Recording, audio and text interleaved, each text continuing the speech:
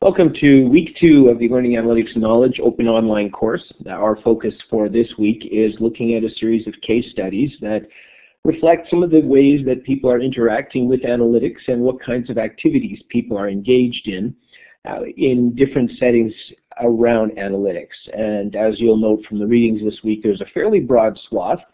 We don't really have sort of a best of kind of scenario developing in learning analytics at this stage. It's more or less looking at what have some early leading universities or early leading researchers done with regard to learning analytics and trying to extract some value from that. Part of the reason is that a large portion of what we're calling learning analytics, as we looked at last week, is actually adopting and incorporating the analytics activities from a variety of fields, some educational related, the intelligent tutor fields.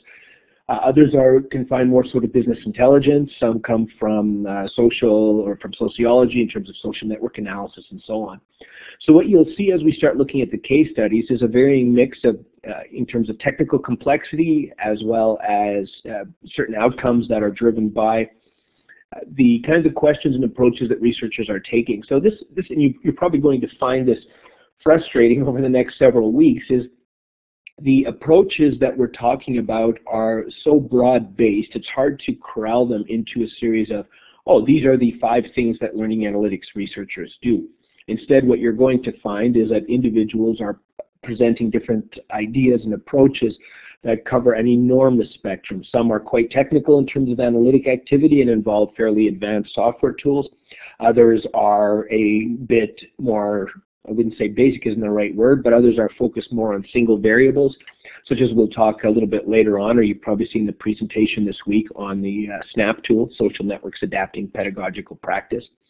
And so it's tough to really nail learning analytics down at this stage, where it's a little more solid than what it was even a year or 2 ago, but even then, the breadth is quite significant. So today we're pleased to have John Whitmer with us. He's going to be addressing learning analytics from a student achievement perspective, particularly looking at large enrollment hybrid courses. I think I had a chance to flip through the slides just to make sure everything was working okay, and I'm certainly looking forward to the presentation. It's going to, I think, be very relevant to our topic of interest this week. John, over to you. Great. Thank you very much, George, and thanks everyone for participating today. I am John Whitmer. I'm the Associate Director for the LMSS project, which is in Academic Technology Services with the California State University Office of the Chancellor. And I'm going to be presenting today a case study of research that I performed that was also doctoral dissertation research in a school of education. So speaking to George's point about kind of the origins and concerns of this study, they're both from the CSU, Cal State perspective, and also coming from concerns from the School of Education. So I will have time at the end for questions, but if you have a burning question or something you're wondering about a slide as I go through, please feel free to pop it into the chat room and I will address it, or I'll maybe, if we want to hold it till the end, I'll note that as well. But thanks everyone for being here, and with that I am going to kick things off. So here's a quick outline for the presentation today. I'm going to first just provide a little bit of context of what the case is and how it relates to Chico State, the school, the campus that this was conducted at, and some broader concerns of the CSU, and then talk, knowing that the focus of the LAK course this year, I'm also more of a lurker than anything else, but also a participant in the course. I wanted to focus a little bit down onto some of the methods that I used, in particular demonstrate some of the tools that I used, because there's multiple applications that I needed to use to conduct this research. And then talk about the findings, maybe the most exciting thing, and then where that is taking us and what I think those findings mean in terms of how I interpret them and the next steps. So with that, I will take it away. And I should also ask, can you hear me okay? Is my audio coming through clearly? All right, great. So without further ado, here's the context. The case study here is an Intro to Religious Studies course. So this was an undergraduate course. It's an intro-level course. You could take it your first semester at the university, and it's a very high-demand course. And it fulfills a number of the undergraduate general education requirements that students are required to take in the United States here in order to meet major requirements. And so this course had gone through a redesigned program that was called the Academy e-Learning at Chico State. It's a full year long where a team of faculty redesign their courses to integrate technology components. And it's not prescribed. Faculty think about how they would like to redesign their course, and then they choose a series of technologies to help them teach that course more effectively using technology. So this course had gone through that redesign, so was a good case study to look at the effectiveness of online teaching tools, we thought. And the enrollment in the course was rather large for our standards. There's 373 students in this course, and you'll see the next note there says a 54% increase. This course was taught simultaneous, the redesigned course was taught simultaneous to two traditional sections of the same course. So this class met once in person, and then the other course meeting was replaced with online activities. But at the same time, those same faculty taught two sections of that same course, all on ground, all in a traditional format, so that the effectiveness of this redesigned course could be evaluated. But there was also a slight change here, that there was also a lot more students in this course. So that led to a very high use of the LMS, Learning Management System, which at that time was WebCT Vista. So part of this, the selection of this course was that it was redesigned and it had large enrollment.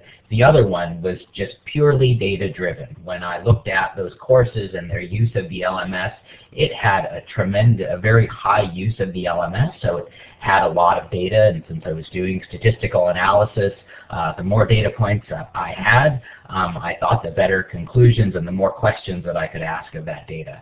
So there were over 250,000 individual log file hits in the LMS log in that course. And so a lot of activity, redesign of this course, many students, and at the end of it there was what we call bimodal outcomes. So the outcomes went, there was a better grade on the final exam compared to the traditional courses, with a 10% increase in that grade. But at the same time, there was also an increased rate of drop, withdrawal, and fail students in that class. So again, in some sense, the final exam is intended to demonstrate competency on the learning outcomes of the course. But at the same time, there were more DWFs in the course, so we had more students fail. So you can see here this big graphic here on the side. You can see it's a distribution of grades. So here's the Fs, and almost as many Fs as any other grade, with the exception of somewhere around B, B minus. So in some sense, there was a traditional evaluation performed for the course, and we said, well, why did that happen? And by looking at how many students went in and what happened at the other side, we really weren't able to tell. And it led to this question of, well, were students participating in the class, using the materials, and then not doing well in the course? That is, did the redesign not succeed? Or is it that students just never came to the class, they took a day off and didn't look at the programs? It's a really important question that learning analytics, we thought, could help us address, because without that, we have this bimodal outcome and we don't know why it happened. So the log file that Mark asked a question, the log file is maintained on the server side. So every time a student would log into the class, every entry they made, every single thing they click on is recorded in the web server. And so we extracted those logs. So it's the back end web server. So just a little bit about Chico State. So Chico State is one of our older California State University campuses, founded in 1887, a little over 15,000 students. Almost all of them are from California, and we have a very large service area. You can see here on the right-hand side, Chico's at the north, kind of the northeast side of California, and the service area is very large in terms of the number of students that are potentially served. So online teaching and synchronous as well as asynchronous courses have been used for some time to meet the needs of our students. So we're primarily residential teaching institution. It's one campus in the California State University system, which is made up of 23 colleges, and you can see the stats there, 44,000 faculty, 437,000 students. So we're, by some standards, the largest four-year university system in the United States. And here's a slide I'm very happy to report and to show out some of the things happening in the CSU is that we actually have a proposed budget increase. I kind of feel like maybe I didn't wake myself up this morning by reporting this out, but this is actually true. We've had years of budget decreases, as you can see, to our system. Last year we had a little bump, and we have a significant increase proposed for next year, including $10 million, you can see here. This is not approved yet, but it is proposed for online instruction. And the target of those courses are bottleneck courses that many students are not able to get through successfully, and the intent is to use online teaching tools to help students more effectively get through those courses and serve the needs of our students. So this research was designed prior to this budget news, but this very much helps us kind of meet these type of needs if we can look at learning analytics and the use of these tools. So that's kind of the general, and so that drove actually several questions related to the redesign and Chico State and broader questions. So these are reframed versions of the research questions, kind of in order of importance. So the first one is just this basic, how is student LMS use related to academic achievement, and looking at a single course section. So really focusing down on a single case. And then looking at how the relationship and the use of the LMS use variables compares to traditional student characteristic variables. Like, and I'll get into the details of what those are, but those are more the demographic variables that are frequently used to predict performance and notify if we think students are possibly at risk of low achievement. So looking at that comparison and then doing a further question, looking at if these relationships are the same for students who are at risk, do these findings apply to students who are underrepresented minorities and Pell eligible? That's how I operationalized at risk. Or is there something, are these relationships different for students in a sense who have the greatest need for course level improvements? And then fourth was, this was a pilot study, and so we wanted to do this. It was a lot of number crunching and heavy lifting with the intent of identifying ways we could do this in the future. Data that was useful, variables that were useful, and methods that were useful, and obviously answering the opposite question of what were ways that were not particularly useful, so that we could expand learning analytics to other courses and systems. And so just a quick peek at who was in the course. Here's a distribution of the summary statistics. So you can see the course here. Here's each of the variables on the left-hand side, the number of them in the course, and then the percentages. And then in some of these we have a little bit of a difference from the university averages. So the course was heavily biased towards female students, 10% more females than males. And in the age range, there was almost all of the students were kind of the traditional age. We put that in quotes because that's no longer traditional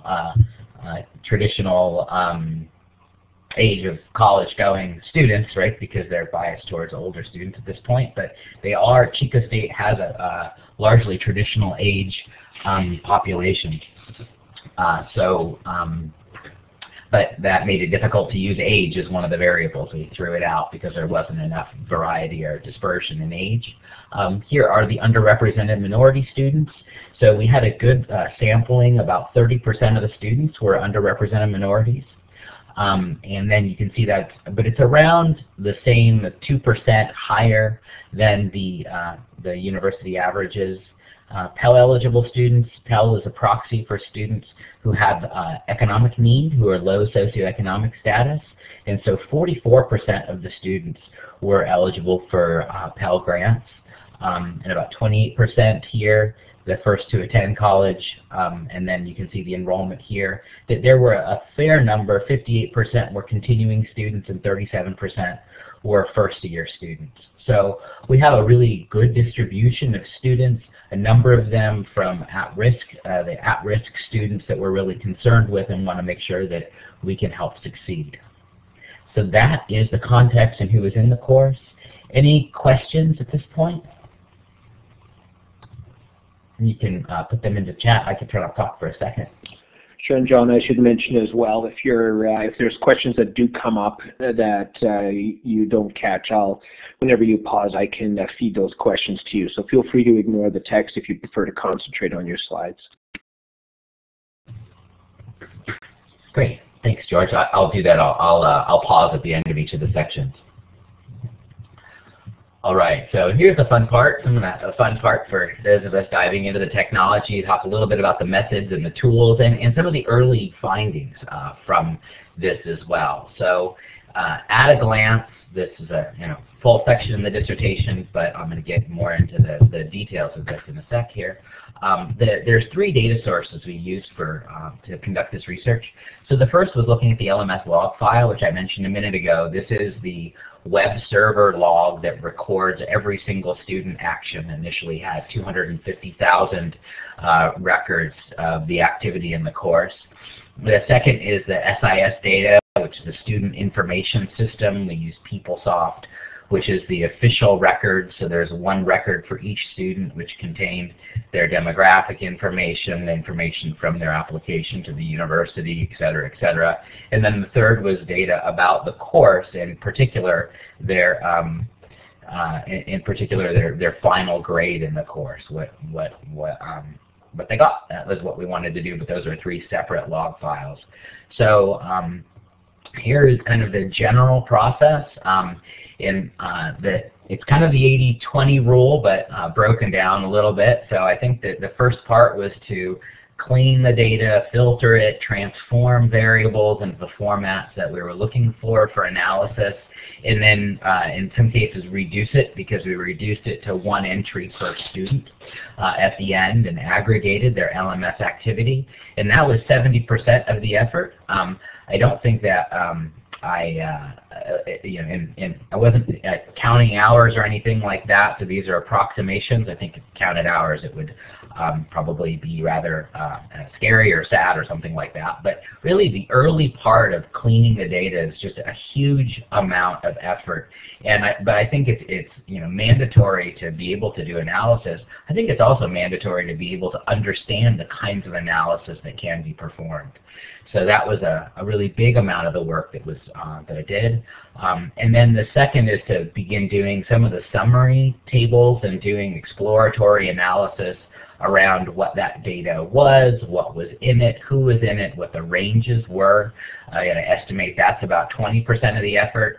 And then, the part that we report out, the results, I think, of the analysis is really probably about 10% of the work that I performed. And so there were 3 major statistical processes that I performed for the research. One is factor analysis. I'll describe the results of that in just a second. The second was to correlate the individual variables. So I correlated the variables, again, that I'll show in a second, individual variables of LMS use and student characteristics with student grade. And then finally to do a regression analysis of multiple variables using a partial and complete model. And Alex, I do think that there are ways to automate. I don't know about automate, but I think we could certainly do it a lot faster, that cleaning process. Once you do this once, once you do this, and all of these were done manually to some degree. So I mean, manual is manual required human intervention and looking at the data and doing filtering and looking at the results. But I used tools for tools for all of these and different types of tools that had some processes built in. But it was a very kind of rather manual process. So here's the tools that I used to do this. The first was Excel, and so kind of what I used it for. So I think Excel is the place that really started with the early exploration of the data. Even though there's 250,000 rows, really did do plenty of sorting and looking at the data to figure out what was there and what the ranges were. And then tables for print and publication, Excel became a very good friend, sometimes an enemy, but mostly a friend. And then Tableau as well, which I know you're using in the LAK course. So for using more complex summaries of data and doing explorations, really nice, quick, easy explorations, Tableau is very useful for that. And then doing more complex charts than Excel was able to do. And then some of the presentations, and I'll be showing these today, where Tableau has been very useful, especially for presenting to an executive audience. I think it's been very helpful for doing things with multiple variables and trends at the same time. I used Stata for the main statistical analysis. That was the tool. Tableau is very limited in its statistical power. So if you want to do correlations or regressions, you can do a little bit of that in Tableau, but you have very limited capability there. Or I did, at least with my knowledge of it, and I spoke with Tableau, several people there and consultants working with it. And then I used, and then some of the charts in Stata were very helpful, especially around histograms. And then SPSS I used for factor analysis just because it did it a little easier and faster than Stata. And I think that following the, I think most people that are doing data work do use a combination of these tools as well. Working on R and SAS too. I think people that do a lot of this, yeah. And the reason that I used Stata was because one of my dissertation advisors really used Stata and recommended it. So that was why I think that I think R is a very powerful tool, and I'm seeing a lot of people, both academics and non-academics, using R and finding it a very powerful, flexible tool. So that's on my hit list. What I would like to learn. So in the tables that I'll be presenting here, I actually put the tool that I used for them in the bottom right corner. So you'll be able to see which one I used. So here are the variables that were used. So here's the student characteristic variables. You can see them here. I won't read them to you because you can read faster than I can talk on most of them. If you have questions, I'd be happy to put them in. And I just mentioned that there were two interaction variables. So looking at the interaction of underrepresented minority and gender, if both of those had to be true for that variable to be true, otherwise it was false. Well, I think you always are true by gender, so it was URM and male was true. Everything else was false, and then there was an interaction of URM and Pell eligible, where both conditions had to be true, otherwise it was false. To look at the interactions between those two, because those two variables. And then for the LMS use, I also aggregated, so you can see there's several variables here, and one of them was broken down by different types of tools, so it did not look at just the individual functional hits. They were aggregated into these 4 categories, because one of the things I was really interested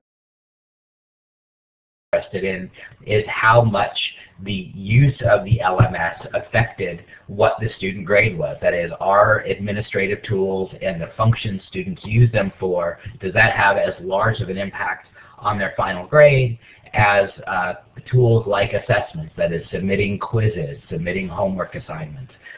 You would think that they would not, that there would be a significant difference. So this was a format I used, or a method to aggregate all kinds of different tools within the LMS into a smaller number of variables. And then the final course grade was the dependent variable, and we looked at the impact of those variables on the upon that. Any questions about the variables or methods or anything else?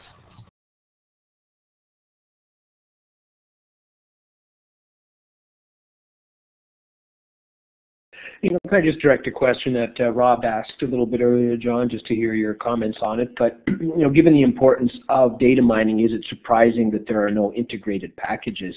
I'll just briefly comment on that and then ask for your input on that. But Rob, I believe if you look at systems like SAS, SAS is probably one of the best, most integrated companies for analytics. I know organizations that do their entire analytics work on SAS, and we're developing a Masters in Analytics program at Athabasca as well, and SAS is one of our key platforms that we're going to be using. IBM is similarly quite significant in the space as well. Correct me if I'm wrong on this, John, but when you were starting to do some of your analytics work, when you think of it, big data as a term is really only in prominence since 2011. So I imagine when you're doing a good portion of your analytics work, the profile just wasn't there, and anyone that was doing analytics work at that time was playing with a variety of smaller tools or trying to stitch them together to make their analytics activities be successful. But anyways, I'd like to hear your reaction to Rob's question. Sure. I think that there are a number of integrated packages available, but most people that I'm hearing are still continuing to use multiple tools and do best of breed within them. Because even though SAS is a very strong package in a bit of function, and I point at Gartner just came out in the last 2 weeks with their latest Magic Quadrant on BI tools. I think I put it in the DGO bookmarks for the LAK course, actually. And even there, different tools are better at different things. And Tableau is a visualization tool, and for early data exploration, nobody can beat it. It's unpaired. I don't think it's done as well. And I've played around with the SAS BI tools. They're working really hard to try to beat it. But a number of people are actually building integrations between Tableau and these tools. And the same thing on the statistical side, you can't do a good enough job, and it's much easier to use Stata or R than it is to learn SAS or learn those integrated tools. So I think that even though those packages exist, in a sense, it's kind of like where people are going with the LMS. I'd suggest that you've got a number of different best of breeds out there, and people kind of, you cobble together, you put together what you think is best for that function. I think to me, it's shocking that we don't have better integrated tools for reporting within the LMS. And I guess that's kind of a separate question. The filtering that we had to do to convert, the log files are meant, and I'll show this to convert what they're meant to demonstrate what servers do, not what students do. I can talk about that in a second. I think there's been some chat about that too. Assessment. So let me just say that these tools, and I probably next I could put the tools that are used in each of these groups. Should have put them next to them. So I can just mention that the administrative tool was calendar items and announcements. Assessment was submitting homework. It was submitting projects. It was doing quizzes, submitting your quiz assignments. It was also students checking their own grade. And it turned out that there was actually quite a lot of activity in students checking their own grade, which I think is interesting in the sense of the students' own use of analytics to monitor their own progress. This had, I don't want to give away the ending here, but in content was PDFs, web pages, external sites students went to peruse materials. In engagement is discussion boards, the discussion boards and chat forums. So any kind of engagement either with and mail, engagement with the faculty or with other students. Any other questions? All right, I'll move on. So I think one of the interesting things, so before going on to the results, I just want to point out a couple of things that weren't here and some early findings in the methods that I was surprised by. So again, here's the little tag for this was produced in Stata. So when deciding on those student characteristics, I actually started out with a list of, I think, 35 variables that I was really interested in.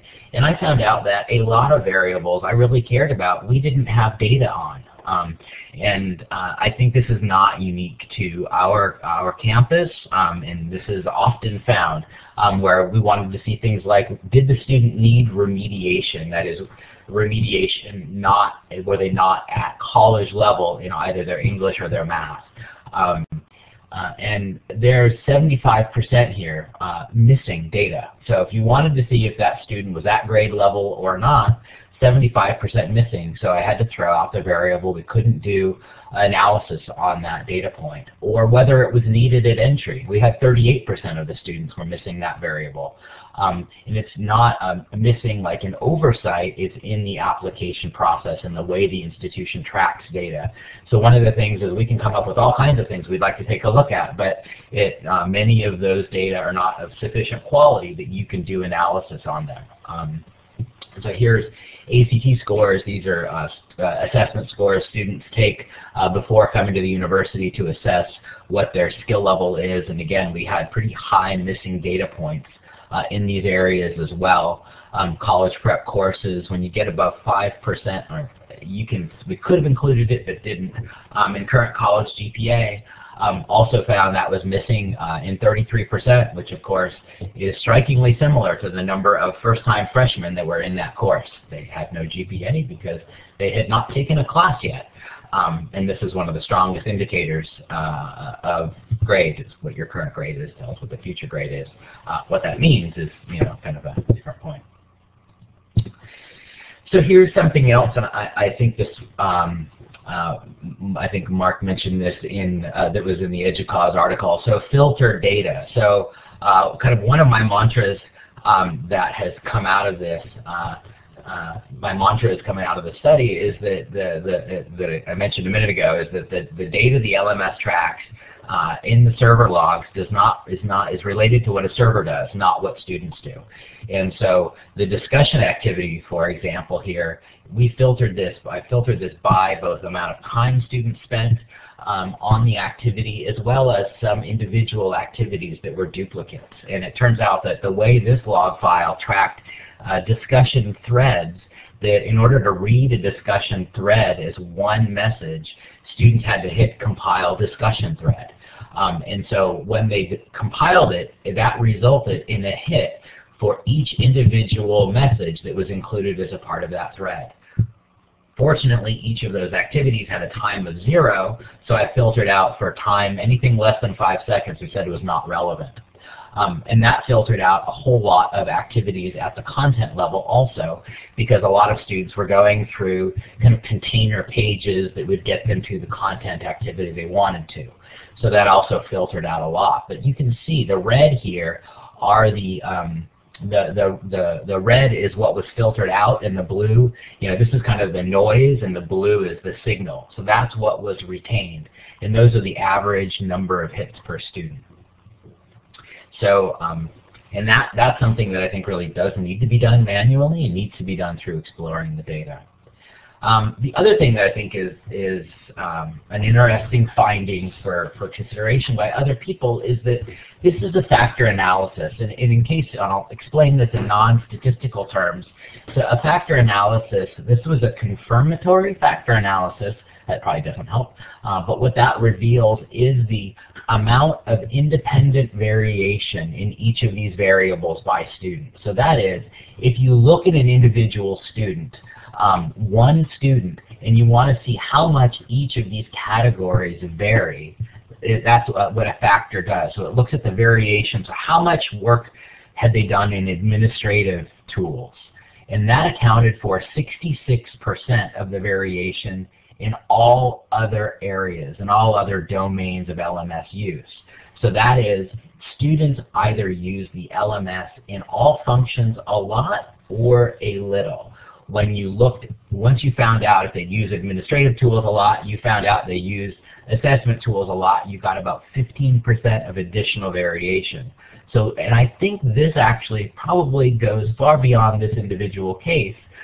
looking at the student use of tools. And I think that looking at different types of use of the LMS within a course, and somebody else, we need to take a look at this with more classes, but I think that this measure, just this frequency of use, you don't see that much difference within students. And I'll talk about that more in a second. All right, so let's get into the findings. And time's flying by, but I thought that some of the details here would be interesting for you. So, clear trend, that question I mentioned in the beginning. Students, this is just the average at each grade level, the average total number of hits students had in the course. So students who got an F had 113 average hits, and students that got an A had 272 average hits. And you can see this is just a nice sloping trend line that the more work you do in the LMS, the better grade you get. There's a little bit of the D plus D activity that's a little bit different, but overall you get pretty nice sloping trend line there. For people who are researchers, so this is helpful, and we use this to demonstrate this to a general, the findings to a general audience. And so here is the same results presented in more of a statistical or a kind of a researcher-friendly fashion. And this is a correlation of each of the individual variables. So looking at total hits, and so this is a table of the correlation results. Here are the R values there for the strength of the relationship. If you're not a statistician, you square that, and that explains how much of the total variance of final grade was explained by that variable. So the total hits explained 23% of the variance in final grade, and it was significant, and actually it's a 0.000, and there's another 0 at the end of that. So the likelihood of this being due to chance was less than 1 in 10,000, I think, and this is the amount of variation, the power of that. And you can see here total hits actually explained more than any of the individual tools, but they go down in probably the level you would expect them to, right? The assessment, quizzes, homework, if you don't do your homework or submit that, you don't get a good grade. Content, then engagement, and then administrative tools. So the mean value of all of these is 18%. And here's the scatter plot. So a little more statistic friendly, or a little more research intensive way of showing the relationship we showed in Tableau. But you can see there's a pretty good range and quite a bit of grouping, right, of the use. It's not as if it all follows a clear trend line. And so here's the question too, and can you read the data, the numbers on this slide? Just let me know. I've got another one where they're bigger. George says you can. Okay, great. So here's so you remember all of those were positive, different magnitudes, and so here are the student characteristic variables. So if you look here, the student characteristic, the R values there, and I'll just explain the percent of variance. High school GPA had the highest amount of explanation. It again was significant, 0.000, so very statistically significant, but the amount of the variance in grade it explained was much lower, right, 9%. And then you go on down and say URM and Pell was 7%, and then URM 4%. So the amount of variance that these traditional student characteristics explained were much lower than the LMS use, which comes out to 4% if you take the average of all these significant variables. Gender and the student major were not significant, although gender was pretty close, but to a 0.05 threshold, but still not significant. So this is one of the, I think, the major, that's the same table, just a little bigger. This is one of the major findings here, the conclusions, I think, and kind of validates learning analytics in the sense the LMS use variables were much better predictors of achievement than student characteristics.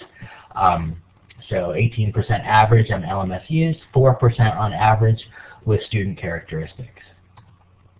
Saying that another way, we saw this, that the smallest power of a LMS use variable, that is reading of calendar items and announcements, had a bigger impact on final grade, or was more strongly related, we don't want to escape causality here, than the biggest student characteristic variable, high school GPA.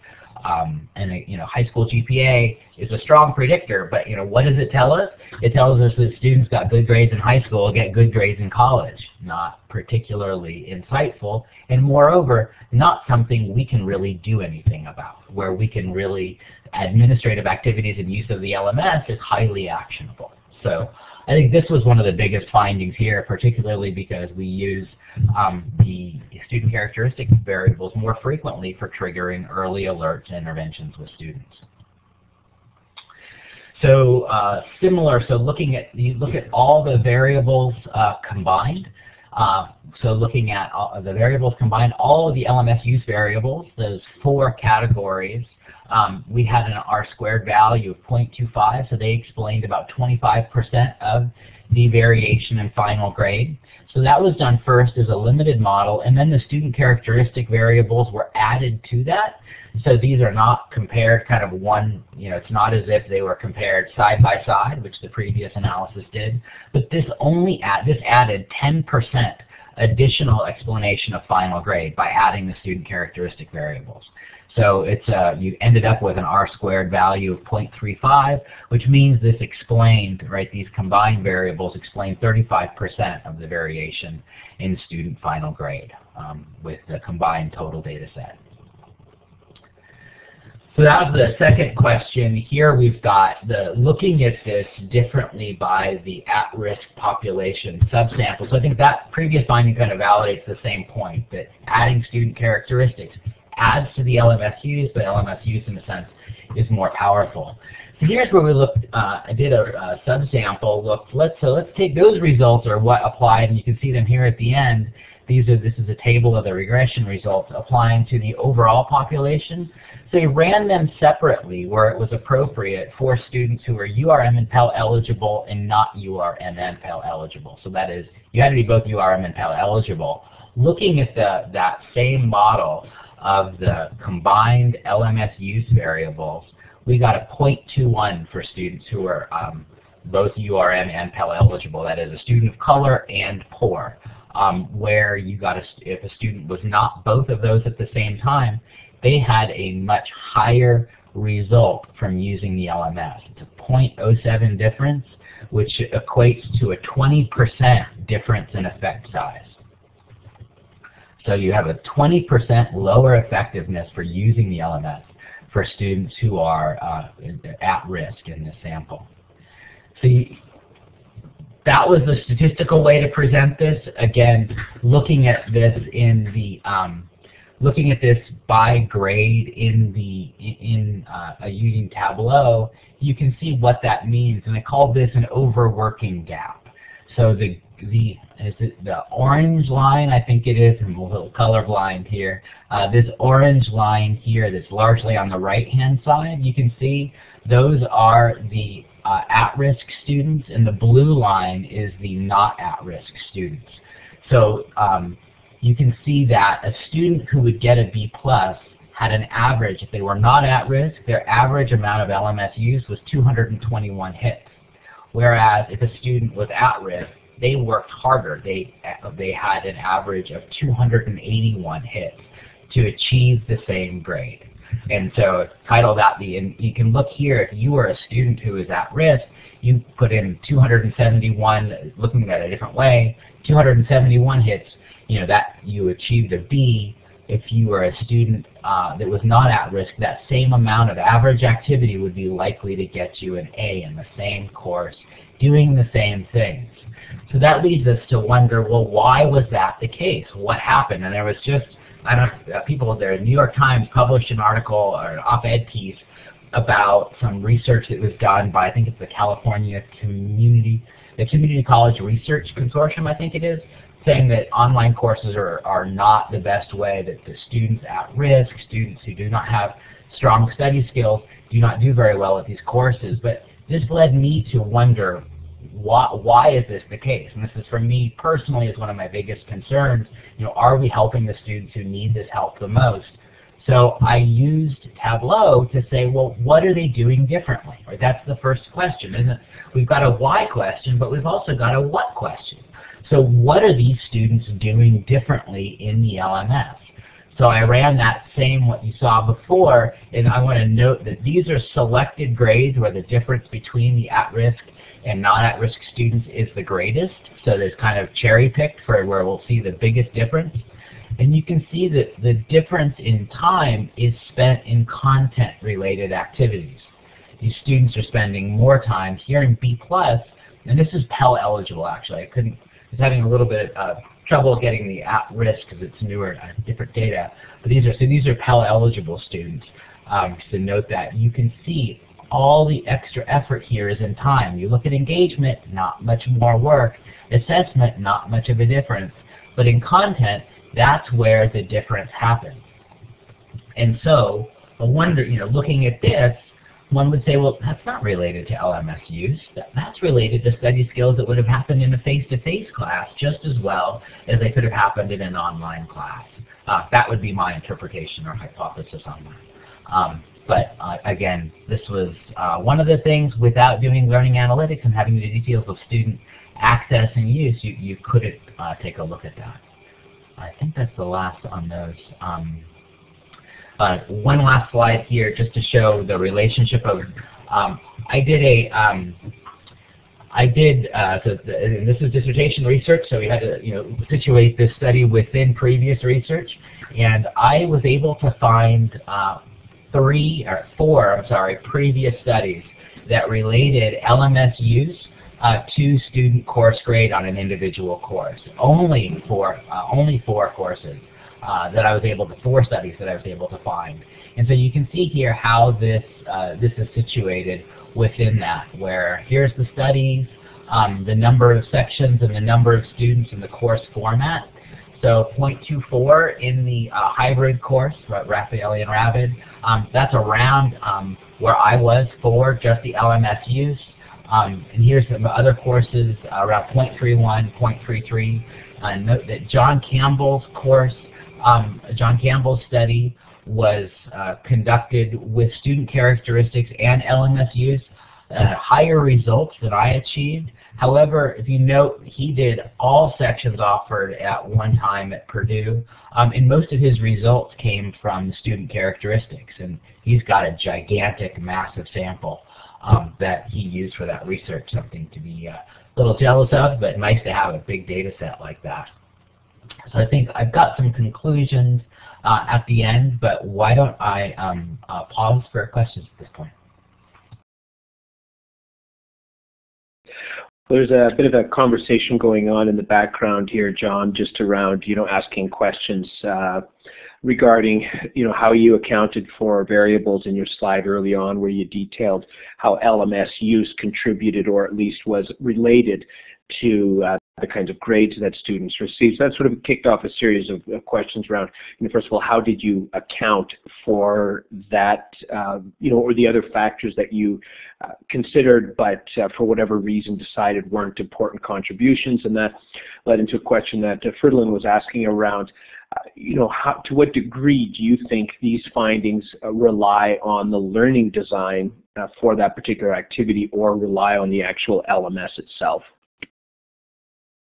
And I would suggest they rely heavily on those activities themselves. I think this is and this looks at frequency of activity. That's really what we're looking at. But the underlying question isn't, it's not how frequently you do something. It's the quality of the thing that you do.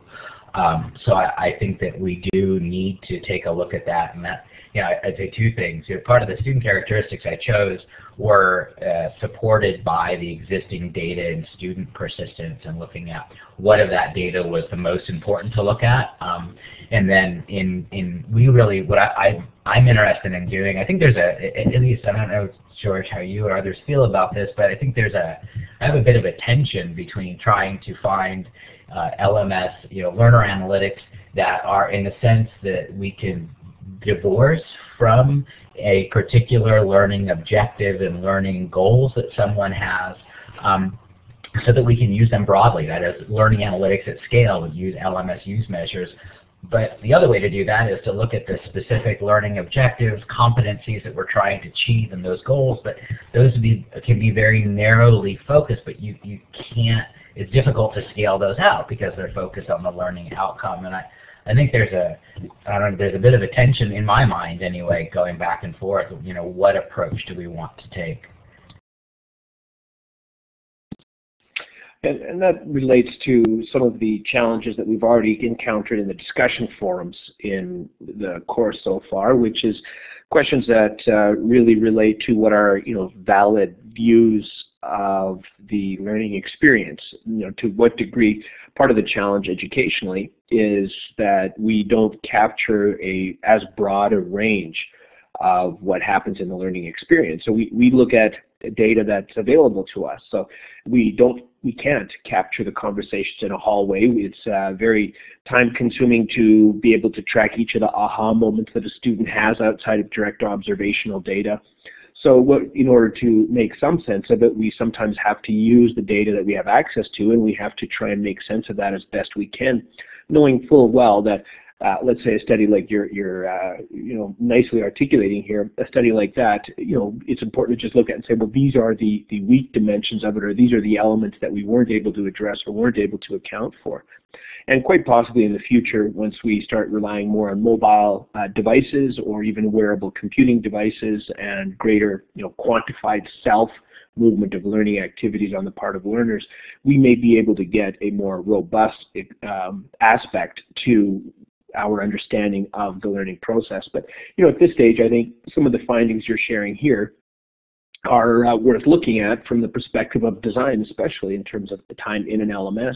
Sure, there are other factors that are at play there that could come from, that can't necessarily be completely discounted, but at least being aware of the context of it and starting to understand how LMS use, other studies that have looked at social networks in LMS and how that contributed to student performance overall, it at least gives us a different perspective of the learning experience than what we get more through traditional observation. Anyway, I think you've got about 7 minutes left here, so I'll turn it over to you to move toward the end of your presentation. All right, great. So I'm going to just jump forward, and I have my contact info at the back, and I'm happy to take questions afterwards. I just kind of wanted to note that I think that, so looking at these results, I think the results that I got in the comparison, I think John Campbell's study is quite different in type, but looking at these results, so I looked at the frequency of LMS use, and so we just talked about the limitations of that. I think these results and the amount of student grade that we can explain through them, I mean, this is a sample of 4 here, right? Not a huge sample, but we're all coming up with surprisingly similar results. I think this is about what we can expect that we can explain by just looking at the frequency of LMS use, which is what all 4 of these studies did. And I think exactly to your point, and I haven't been able to follow the chat because I'm not that good of a multitasker, I think we need to use different methods and look at things outside or in addition to just the frequency of LMS use, whether that's other factors and other data or that's other type of analysis, if we want to get explanations and effect sizes that are larger than what we see here. That's kind of my endpoint that I come to this study at. So I think some of the stuff and this is kind of repeating what we said, I've just said, I think LMS use is a better predictor of achievement than demographics. And I think to some degree this really is true throughout. It's what students do, not who they are, perhaps going into this to simplify that. And I think this also calls for, 35% of explanation of grade is pretty good if you consider other research that's out there. It's been very difficult to get significant results to explain student grade because of how many things can affect students, but it's the place where we have the greatest ability to affect change, I think, is in individual courses. And then the LMS data needs extensive filtering. And then pre-screen your variables, don't depend on them. Or I think you've got, just because it's conceptually interesting, you need to validate that the data is there and it's of a quality you can use. And so what I found at the end is that LMS use frequency, I think to interpret it, it's a proxy for effort, the amount of effort a student provides or puts into a class. In the sense that's not very complex. It's a unidimensional measure. They put in more or they put in less. And so you don't have multiple different categories or a more complex type of learning that it indicates. I also have a background in social anthropology, and so I think that looking at these demographic measures, I think we really need to modify them if we're going to use them. Thinking about things like, how important is race to a student? Not only what was it when they were born, but how important is it to them? And there's other ways that I think we need to do more ongoing sampling of what those demographic measures are. And so I think that any research would be, I think, would be incomplete if it didn't call for additional research. And for me, I think that the effectiveness of the LMS and other academic technologies for at-risk students, I think, is something we really need to dive into much more. We're seeing a bit of that on the MOOC side, some of that discussion going on. And I think that learning analytics is a key to understanding that, so that we can not only say what a student, whether or not a LMS or a technology or a MOOC, in order to understand that, we really need to see what students are doing, what they're using, and then understand that related to other non-technical or technical challenges that those students are facing. That to me is something I really want to investigate further, and I think it's really a key to understanding as academic technologists to make sure that we are focusing and providing tools and resources that help the students that need it the most. So thank you. Oh, here's ideas and feedback. So I really want to move into other methods, and I've been with the Solar Storm group. I'm a part of that distributed research lab, and I'm really interested in other ways that we do LMS analysis that are move beyond, I think, frequency of use. That's where I'm kind of headed next. And then some recommendations, rather than looking at individual, unique demographic variables, to look at grouping students by a broader identity, each of which would have unique variables in it. That is that, this looked at, these 7 variables and what each of them related. But the problem, I think, and we came into speaking with the Director of Institutional Research at Chico State, is that different variables are important for different types of students.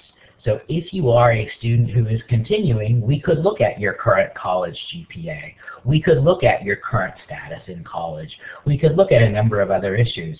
And if you're a first-time freshman, we would be looking at some other different variables. So I think looking at those categories and differentiating the important variables is the way I would like to look at those demographic variables in future research, because I don't think I have enough influence to change how those variables are collected and retained, at least not yet, because there's always hope. But thank you very much. I wish I could have participated more in the chat, but I'd love to hear more from folks here, and I'll try to jump on discussion boards. Here's ways to contact me or track me. The full dissertation is here. The slides are posted, and I saw somebody posted my SlideShare account. Also, that's where they are anyway. So thank you very much, everybody. I can hang on for a minute or two to take questions if people have time. Great, thanks. Do you want to comment on James's question regarding whether you have plans to push this to the student in the form of push or nudge towards student behavior? I mean, it's nice to know that here are some of the relationships that we're looking at from LMS use, but have you considered ways to use that to modify student behavior for perhaps additional contact time in an LMS, or notifications to encourage them to log in and do some readings? Or has any of that been on your radar? Absolutely. That first graph I showed is the $1 million. I was joking that was the $1 million graph. Let me go back to it. That we would look at right here to show that even I think showing this to students at the beginning of a class, because there was no required use of the LMS in this tool at all. I mean, students didn't have to take it. They said, this is where stuff is, and go there kind of if you want to. But I think showing this to students just in itself would be very powerful, a very powerful way to encourage students to use the LMS more effectively. And we are looking at those type of tools. Often are getting looked at a lot with faculty and giving faculty notifications, but I do think giving those tools straight to students is extremely powerful. So that is something we would like to take a look at. And doing it so I think John Fritz is on tomorrow, and the Check My Activity tool I think is brilliant. I think it's a great way that can have a really quick, immediate impact for students. Personally, I think showing that to students and then showing it for course evaluations, in a sense. Like, this showed us that the problem with this class was that students were not using the online course materials. And why that was the case is a different question, but it's not one you can solve by revisiting your instructional design. So to me, those two areas I think I have the greatest amount of hope for in terms of immediate impact. Immediate direct student level impact, and then using these more as kind of assessment, not evaluation, but assessment measures of the effectiveness of LMS courses mediated and learning activities mediated through the LMS. Great. Well, thanks very much, John. And as a few folks have already noted in the discussion forum, great presentation and some great information, good overview. Thanks for taking the time to share that with us today.